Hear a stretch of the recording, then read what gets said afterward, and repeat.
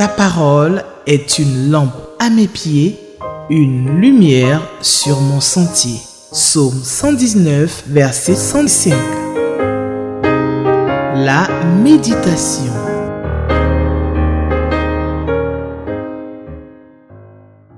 Téléspectateurs d'Espérance TV, je vous salue dans le merveilleux nom de Jésus-Christ de Nazareth.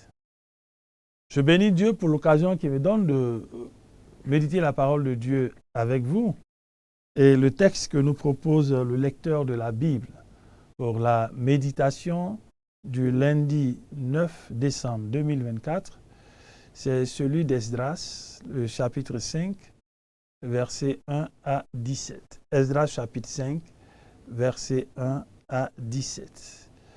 Nous prions pour la compréhension de la parole de Dieu. Nous sommes à tes pieds, notre Père et notre Dieu. Parle-nous, s'il te plaît. Instruis-nous. Enseigne-nous. Convainc-nous. Oriente-nous par ta parole. Cette parole qui est la vérité. Merci de ce que le Saint-Esprit fait cette œuvre pour que nous puissions comprendre ce que nous lisons, que nous allons méditer, pour tirer le meilleur profit pour nous, parce que c'est ta parole qui donne la vie. Merci Seigneur, de ce que tu le fais certainement. Toi qui nous as promis de nous exaucer, si nos prières sont conformes à ta volonté, tu nous as rassurés il y a quelque temps dans la méditation de ta parole que l'objet de nos demandes est un acquis. Merci donc de ce que tu nous donnes la compréhension de ta parole et tu nous enrichis. Au nom de Jésus, Amen. Esdras chapitre 5, versets 1 à 17, c'est le texte de la méditation du lundi 9 décembre 2024. Nous faisons la lecture du texte. Le prophète Agé et le prophète Zacharie, petit-fils d'Iddo, s'adressèrent aux Juifs établis en Juda et à Jérusalem de la part du Dieu d'Israël qui était en eux. Alors Zorobabel, fils de Shealtiel, et Josué, fils de Yosadak, se mirent au travail et reprirent la construction du temple de Dieu à Jérusalem avec l'insistance des prophètes de Dieu. Aussitôt, Tatnaï, gouverneur de la province située à l'ouest de l'Euphrate, Shethar-Boznaï et leurs collègues vinrent les trouver et leur demandèrent: « Qui vous a donné l'autorisation de rebâtir ce sanctuaire et de relever ses murs ?» Verset 4. Alors, nous leur avons indiqué les noms de ceux qui travaillaient à la reconstruction. Mais Dieu veillait sur les responsables des Juifs et on ne les obligea pas à interrompre leurs travaux en attendant que Darius ait reçu un rapport à ce sujet et que la réponse revienne. Voici une copie de la lettre envoyée à l'empereur Darius par Tatnaï, gouverneur de la province située à l'ouest de l'Euphrate, Shethar-Boznaï et ses collègues, les préfets de la province à l'ouest de l'Euphrate. Le rapport qu'ils envoyèrent était conçu ainsi. À l'empereur Darius, tous nos vœux de prospérité. Que le roi sache que nous nous sommes rendus dans la province de Juda jusqu'au grand temple de Dieu. Cet édifice est en cours de reconstruction en pierre de taille. Du bois est encastré dans les murs. Ce travail se poursuit avec soin et progresse. Il progresse bien grâce aux efforts des constructeurs. Nous avons interrogé les responsables parmi eux et nous leur avons demandé qui vous a donné l'autorisation de rebâtir ce sanctuaire et de relever ses murs. Nous leur avons aussi demandé leur nom pour les faire connaître. Et nous avons noté par écrit ces noms des hommes qui sont à leur tête. Verset 11. Voici la réponse qu'ils nous ont faite. Nous sommes les serviteurs du Dieu du ciel et de la terre, et nous reconstruisons le temple qui avait été bâti et achevé il y a bien longtemps par un grand roi d'Israël. Mais comme nos ancêtres ont irrité le Dieu du ciel, celui-ci les a livrés au pouvoir des Chaldéens, du Chaldéen Nabuchodonosor, roi de Babylone. Ce roi a détruit ce temple et déporté la population à Babylone. Verset 13. Cependant, la première année du règne du roi Cyrus, roi de Babylone, le roi Cyrus a donné par un édit l'ordre de rebâtir le temple. Et même le roi Cyrus a retiré du temple de Babylone les objets d'or et d'argent que Nabuchodonosor avait emportés du temple de Jérusalem et qu'il avait transférés dans le temple de Babylone.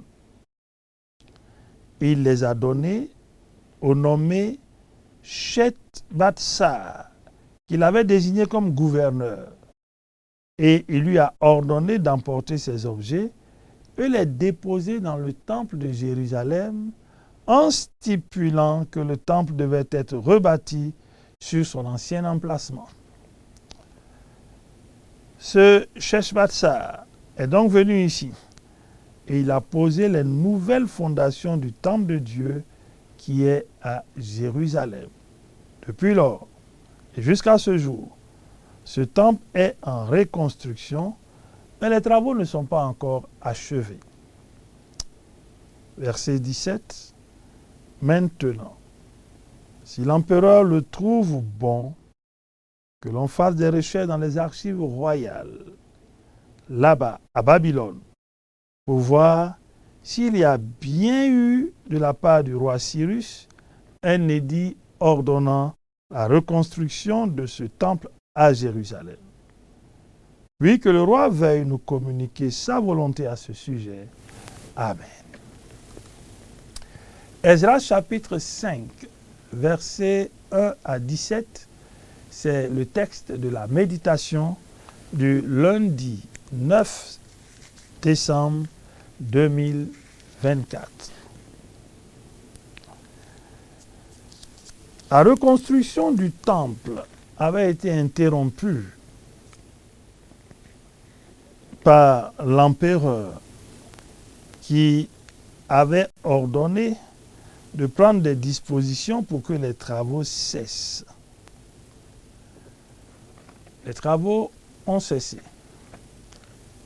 Le temps s'est écoulé et les hommes de Dieu se sont mis à la tâche en parlant à leurs contemporains, à leurs frères, et en leur donnant des instructions claires. Le texte que nous venons de lire nous donne des informations sur la reprise des travaux de reconstruction de ce temple. Cette reprise est partie de deux personnes clés, le prophète Agé et le prophète Zacharie. L'action que ces deux hommes mènent est une action qui ne vient pas d'eux, elle vient de Dieu. Il le dit si bien au verset 1, le prophète Agé et le prophète Zacharie s'adressèrent aux Juifs établis en Juda et à Jérusalem de la part du Dieu d'Israël qui est en eux. Ils étaient des porte-paroles de Dieu. Bien qu'officiellement, les travaux avaient été arrêtés, interrompus, Dieu a décidé d'entrer en jeu et par la bouche de ses prophètes, de ses envoyés, de ses porte-paroles, il demande à son peuple de se lever et de reprendre cette reconstruction. Dieu parle. Dieu parle. Et Dieu est un Dieu qui agit en son temps et dans les saisons que lui-même a déterminées. La Bible dit que les enfants, les fils, ceux à qui Zorobabel, à qui Agé et Zorobabel, parlaient, ils se sont mis au travail sous la houlette de Zorobabel et les travaux de reconstruction du temple ont repris parce que les prophètes avaient insisté qu'il était temps que ces travaux reprennent. Chers frères et chères sœurs, on découvre ici que malgré une action de l'autorité impériale, celui qui établit les autorités, celui qui est au-dessus de toute autorité, celui à qui appartiennent le ciel et la terre, celui qui est le maître, celui qui a créé toutes choses, il se donne le droit d'interférer dans les affaires de son peuple et des nations. C'est lui qui tient, dit la Bible, le cœur des rois comme un courant d'eau. Il incline là où il veut.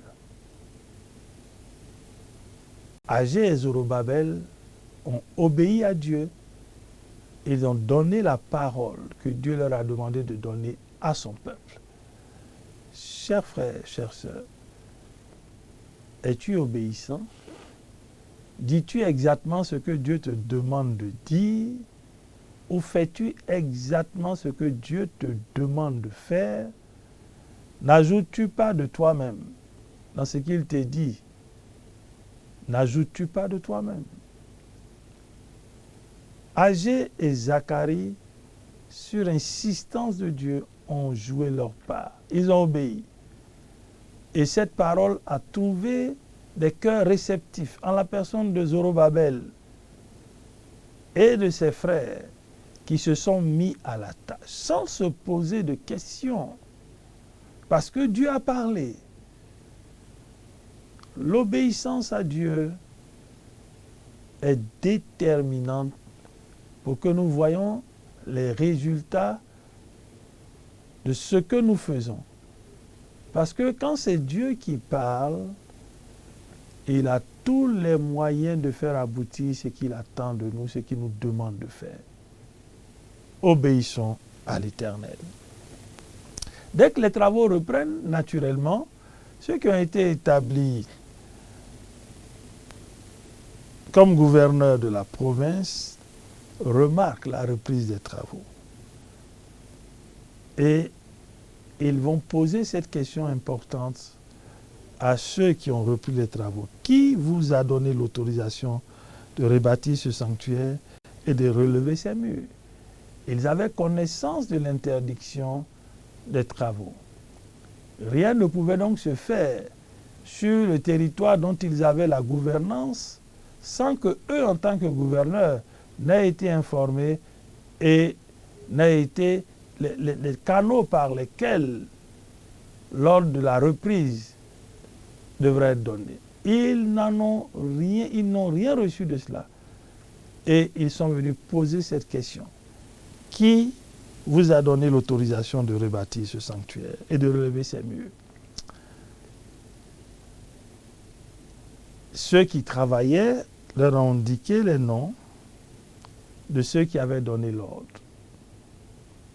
Et la Bible précise, chers frères, chers téléspectateurs, chères sœurs, mais Dieu veillait sur les responsables des Juifs et on ne les obligea pas à interrompre les travaux. En attendant que Darius ait reçu un rapport à ce sujet et que la réponse revienne.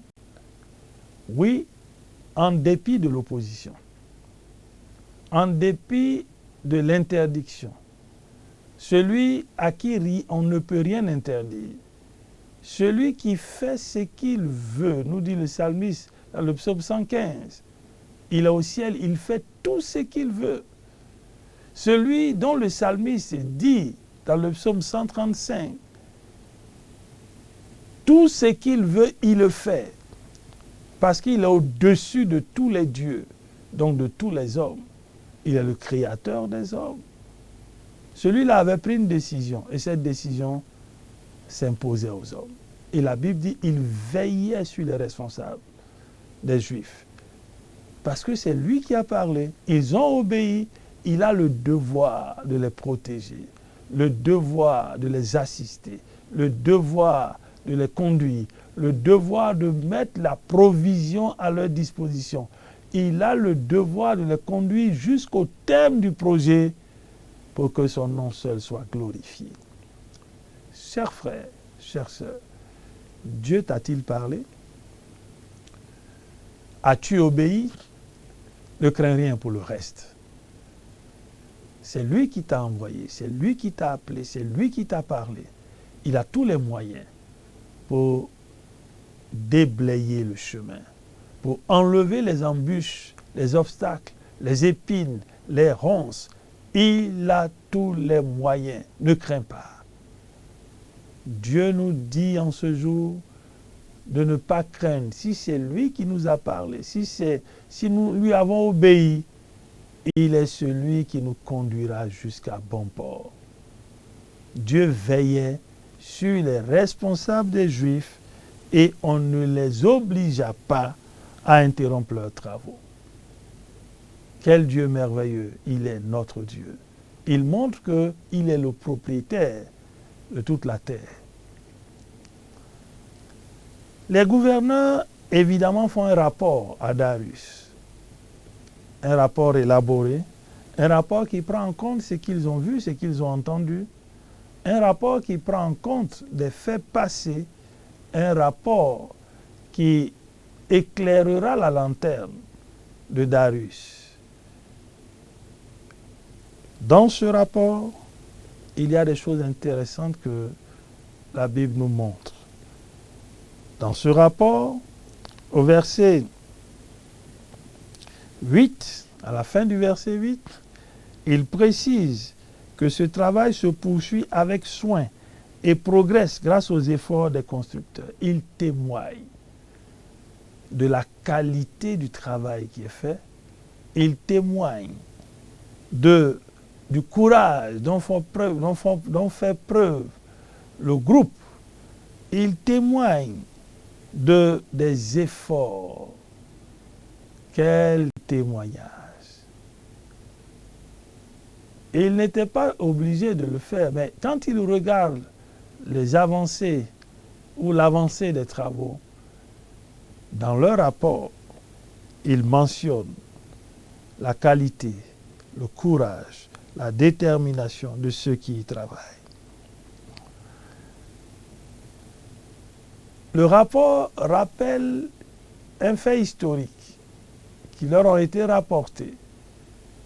Cyrus avait donné l'ordre de reconstruire le temple que Nebuchadnezzar avait détruit et de le rebâtir au même emplacement. Et c'est fort de cet ordre qu'ils sont revenus pour rebâtir.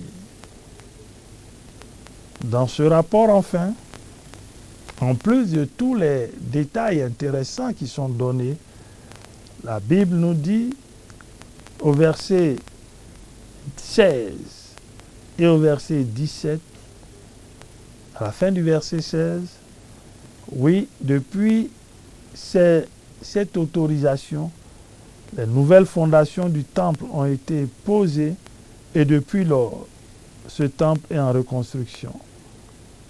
mais les travaux ne sont pas encore achevés. Pour que le nouveau temple soit rebâti, il a fallu de nouvelles fondations. C'est sur ces nouvelles fondations que le temple a commencé à être reconstruit par le peuple de Dieu. Chers frères, chères sœurs, sur quelle fondation bâtis-tu? Sur quel fondement tu bâtis? Sur quel fondement as-tu bâti ton activité, ton foyer, ta famille, ton service pour Dieu? De nouvelles fondations, dit la Bible, du temple ont été posées. Il y a lieu de ne pas bâtir sur des fondations anciennes, renversées, des fondations obsolètes. De nouvelles fondations ont lieu d'être posées. Réfléchis-y, parle à Dieu, et tu verras probablement que la source de la situation que tu vis, ce sont des fondations anciennes qui n'ont pas été probablement restaurées et sur lesquelles tu t'efforces à bâtir. Et malheureusement, tu ne vois pas les résultats auxquels tu t'attendais. De nouvelles fondations furent posées. Verset 17. Ceux qui écrivent ce courrier, ce rapport, la Bible nous donne de comprendre au verset 17 ce qui suit. Maintenant, si l'empereur le trouve bon, que l'on fasse des recherches dans les archives royales à Babylone pour voir s'il y a bien eu de la part de Cyrus un édit ordonnant la reconstruction du temple, puis que le roi veuille nous communiquer sa volonté à ce sujet. Ils n'ont pas de problème à avoir recours aux archives, à avoir recours à ce qui avait été, parce qu'ils sont sûrs de ce qu'ils disent, de ce qu'ils ont rapporté à ces gouverneurs. Chers frères, chères sœurs, il est important de savoir d'où nous venons. Il est important de savoir où nous allons. Il est important de savoir, de pouvoir interroger l'histoire, se référer à l'histoire. Il y a des éléments de l'histoire qui peuvent justifier et fonder ce que nous faisons aujourd'hui. Souvenons-nous que dans cette histoire, Jésus-Christ de Nazareth est venu sur cette terre. Il est mort à la croix de Golgotha. Il a pris sur lui nos péchés et il a versé son sang pour que justement ces péchés soient lavés, pardonnés. Et celui qui reconnaît cette œuvre, qui le reçoit, qui lui donne sa vie, celui-là, dans cette union avec le Fils, celui-là fait une alliance avec Dieu, il a la vie éternelle. Et cette histoire, elle est toujours d'actualité. Dans le livre de Deutéronome, le peuple hébreu avait l'habitude de rappeler aux générations futures d'aller interroger les anciens par rapport à l'histoire. Dieu lui-même nous dit dans Isaïe 43, verset 26, « Rappelle mon souvenir, fais appel à mon mémoire ou à ma mémoire. Rappelle mon souvenir. » Chers frères, chers téléspectateurs, chères sœurs, si Dieu est avec nous, nous n'avons rien à craindre. Il donnera les éléments qui peuvent justifier l'obéissance qui nous a amenés à poser tel ou tel acte. Dieu sera notre défenseur. Il utilisera tout moyen pour nous conforter et pour confondre nos ennemis et nos adversaires, ses adversaires. C'est ce que Dieu veut faire pour nous. Et il nous le rappelle en ce jour pour que nous comprenions que l'œuvre que Dieu accomplit est une œuvre pour sa gloire. Donc elle est visible, elle est tangible, elle est observable. Et même les ennemis s'inclinent et reconnaissent l'œuvre de Dieu. Ta vie est-elle un témoignage pour Dieu? Peut-on reconnaître l'œuvre de Dieu dans ta vie et à travers ta vie, là où Dieu t'a placé, là où tu évolues, l'environnement dans lequel tu es, dans ton activité professionnelle, dans ta famille, dans ta maison? Peut-on reconnaître l'œuvre de Dieu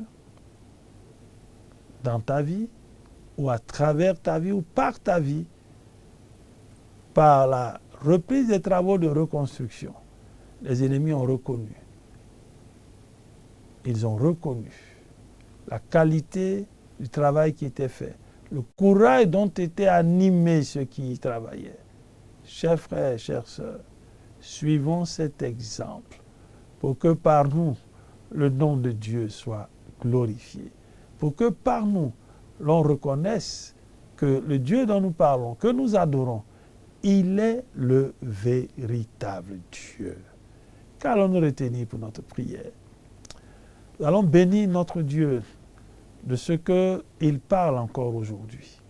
Nous allons le bénir de ce qu'il a des instructions à nous donner.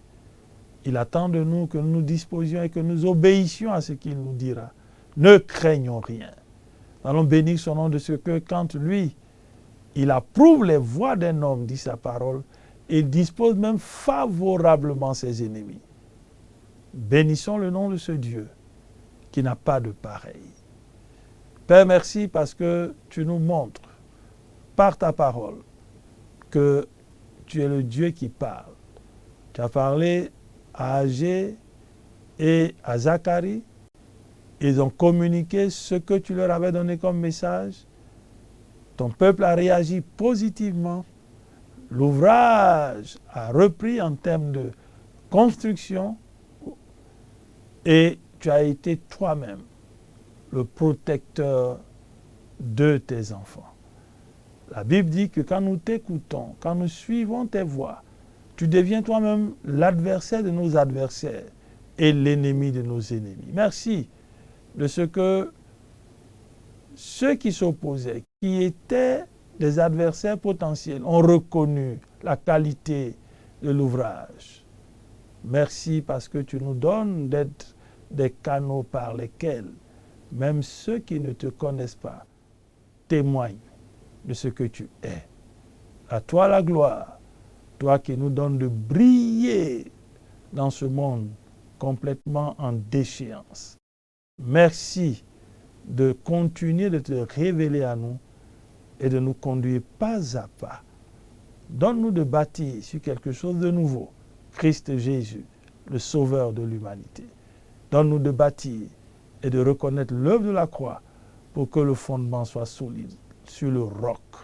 Merci de ce que tu le fais au nom de Jésus. Amen. Merci, chers téléspectateurs, pour votre écoute. Nous nous retrouverons bientôt. Shalom. Ta parole est une lampe à mes pieds, une lumière sur mon sentier. Psaume 119, verset 105. La méditation.